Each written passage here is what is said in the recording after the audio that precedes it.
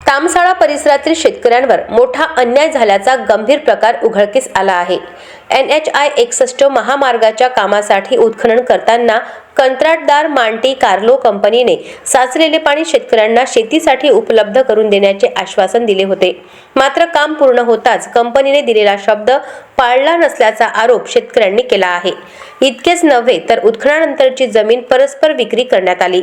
यानंतर संबंधित ठिकाणी असलेले शेतकऱ्यांचे मोटार पंप, पाईप आणि विद्युत केबल्सची नासधूस करण्यात आल्याचा गंभीर आरोप समोर आला आहे। या प्रकारामुळे शेतकऱ्यांचे मोठे आर्थिक नुकसान झाले असून त्यांची शेती धोक्यात आली आहे। या अन्यायाविरोधात आज दिनांक 8 जानेवारी 2026 रोजी महाराष्ट्र नवनिर्माण सेनेचे जिल्हाध्यक्ष राजू पाटील किडसे आणि जिल्हा सचिव गजानन वैरागडे यांच्या नेतृत्वाखाली शेतकऱ्यांनी थेट जिल्हाधिकारी कार्यालयात धडक दिली। मनसेने प्रशासनाला तात्काळ कारवाई करण्याचा इशारा दिला असून शेतकऱ्यांना न्याय मिळालाच पाहिजे अशी ठाम भूमिका मांडली आहे। अजिंक्य भारत प्रतिनिधी प्रताप नागरे, वाशिम।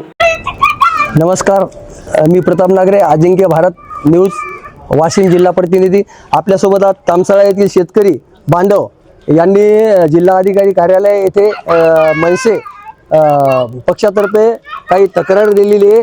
आपल्यासोबत जिल्हा अध्यक्ष आहेत किडसे सर। त्यांना आपण विचारणा करणार आहोत की यांच्या नेमक्या मागण्या काय आहेत व कशासाठी आपण अधिकाऱ्यांना भेटलेले आहात। आज काय सांगसान?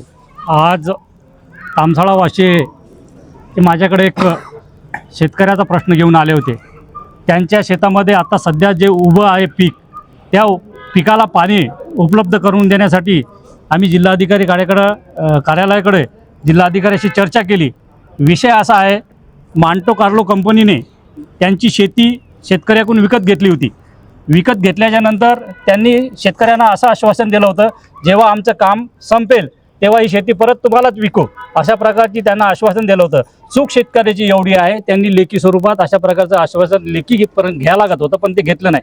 ठीक आहे, असो, परंतु त्यांनी जेव्हा शब्द दिला होता की बा या जे तळ साचलेलं आहे किंवा इथं आम्ही जे गड्डा केला त्याच्यातून जे माल नेला त्याच्यामध्ये जे पाणी साचलेलं आहे ते पाणी या शेतकऱ्याच्या शेताला जो सध्या पीक आहे ते आम्ही देऊ, असं बी आश्वासन दिलं होतं।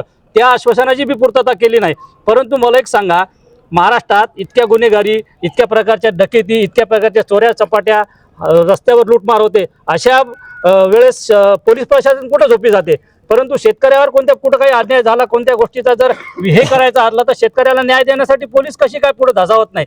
परंतु शेतकऱ्याच्या विरुद्ध उलट प्रशासन जाऊन दाबदुबी करून त्याच्या मोटर तिथल्या पाईप तोडफोड करून एका ज्या शेतकऱ्याच्या जर तुम्ही न्याय देऊ शकत नसाल, तुमचं प्रशासन ज्या वेळेस त्या एखाद्या याच्यामध्ये तुम्ही पुढाकार घेत ना, अशा प्रकरणामध्ये पुढाकार घेते, म्हणजे याचा मतलब त्या प्रशासनाचा बी याच्यामध्ये हातभार आहे। आणि मांटो कार्लोने जवळपास 25 कोटी रुपयाचा महसूल या शासनाचा बुडवलेला आहे, तरी नगरगट्ट झोपलेले जे कुंभकर्णीच्या झोपेत असलेले अधिकारी यांना जाग नाही आहे, पण शेतकऱ्यावर अन्याय करण्यासाठी तत्पर असते। ही जर जी बाब आहे, जिल्हाधिकारी यांच्याशी आम्ही आज चर्चा केली आणि तहसीलदाराला लगेच फोन करून त्यांनी सांगितलं हे प्रकरण तपासून पहा आणि ताबडतोब याला न्याय मिळाला पाहिजे।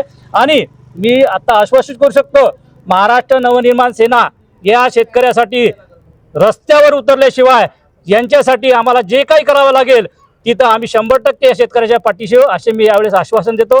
जय हिंद, जय महाराष्ट्र। आपल्यासोबत होते मनसे जिल्हा अध्यक्ष वाशिम, मी प्रताप नागरे, अजिंक्य भारत न्यूज। अशाच महत्त्वपूर्ण बातम्यांच्या अपडेटसाठी अजिंक्य भारत न्यूजच्या पेजला फॉलो करा आणि सबस्क्राईब करा। Thank you for watching.